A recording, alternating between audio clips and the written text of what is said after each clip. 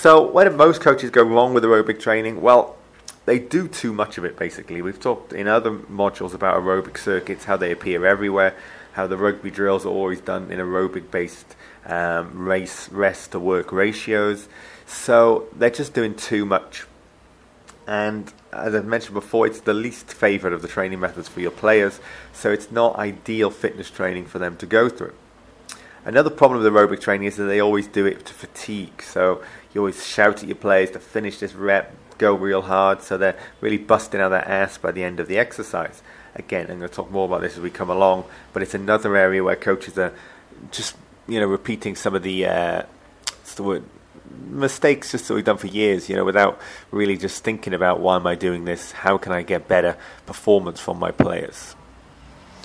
So when it comes to aerobic training, you are treading the fine line. Players do not like aerobic training.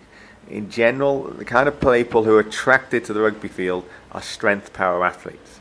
Aerobic athletes, people who love aerobic training, they don't normally get pulled into rugby.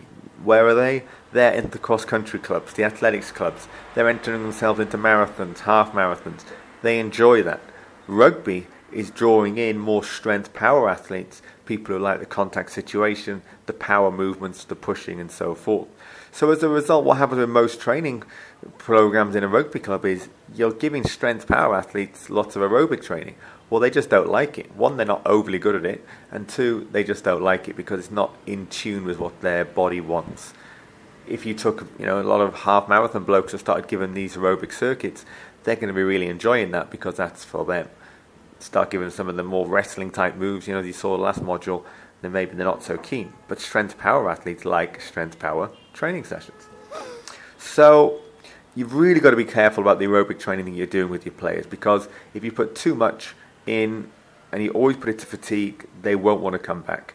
And depending on your level, this is, you can get away with more or less. So, if you are at a national league club and the guys are hungry for that first team, might be getting paid, they're going to just do what you tell them. But if you're in a social club, or you're at a school side, or you're even again a school side, they have to come back. But if they're enjoying their training, it's going to be a lot more productive.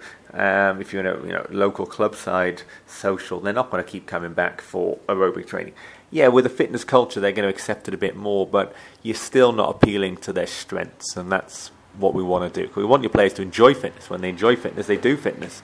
And if you're just going to overplay this one area of training and sacrifice the others 5, and players don't come back to do it, then it's going to be difficult like that. So another aspect about aerobic training is it's one of the few methods that players can really do in their own time without too much trouble. So it's not that hard to set an aerobic training plan for players to do. You'll see one later on.